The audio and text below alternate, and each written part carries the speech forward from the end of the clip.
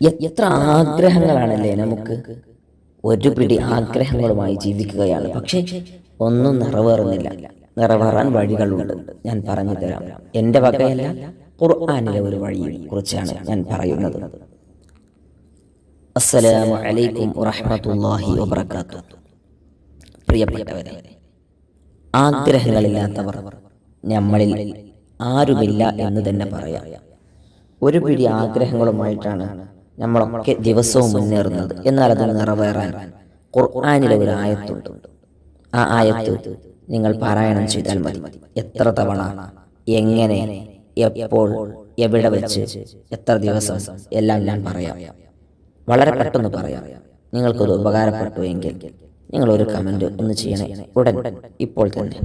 എന്നാൽ കുറേ ആളുകളിലേക്ക് എത്തും. ഒരു അൽഹംദുലില്ലാഹ് എങ്കിലും കമൻറ്റ് ചെയ്താൽ. നോക്കൂ, എന്താണ് ആഗ്രഹം നിറവേറാൻ? സലാമുൻ ഖൗലൻ മിർ റബ്ബിർ റഹീം എന്ന പരിശുദ്ധമായ ആയത്ത്. ആ ആയത്താണ് ഓതേണ്ടത്.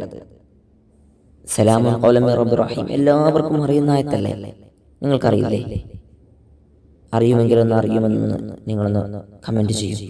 നോക്കൂ, ഈ ആയത്ത് ഓതിയിട്ട് എത്ര തവണ ഓതണം?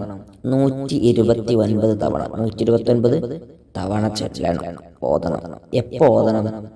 ഏത് സമയത്തും നിങ്ങൾക്ക് ഓതാം. പക്ഷേ ഒരു കാര്യം ശ്രദ്ധിക്കണം. ഓതുന്ന സമയത്ത് നിങ്ങൾ എവിടെയെങ്കിലും ഒറ്റയ്ക്കിരുന്ന് ഹൃദയമൊക്കെ ശുദ്ധിയാക്കി ആരുടെയും ശല്യമില്ലാതെ മനസ്സറിഞ്ഞ് ഓതാൻ കഴിയണം. റെഡിയാണ് നിങ്ങൾ? എങ്കിൽ ഇനി എത്ര ദിവസം ചൊല്ലണം? എത്ര ദിവസം നിങ്ങളെ കൊണ്ട് കഴിയുമോ അത്രയും ദിവസം നിങ്ങൾ പാരായണം ചെയ്യൂ. എന്നിട്ട് എന്താ ചെയ്യേണ്ടത്? നിങ്ങൾ ചെയ്യേണ്ടത്, ഇത് ഓതിക്കഴിഞ്ഞതിന് ശേഷം ഒരു കാര്യം ശ്രദ്ധിക്കണേ. വുളു എടുത്തിട്ടൊക്കെ ഓതാൻ പ്രത്യേകമായി ശ്രദ്ധിക്കണം. ഓതിക്കഴിഞ്ഞതിന് ശേഷം 2 കൈകളും അള്ളാഹുവിലേക്ക് ഉയർത്തിയിട്ട് മനസ്സറിഞ്ഞ് അള്ളാഹുവിനോട് നിങ്ങളുടെ ആഗ്രഹങ്ങൾ പറയാം.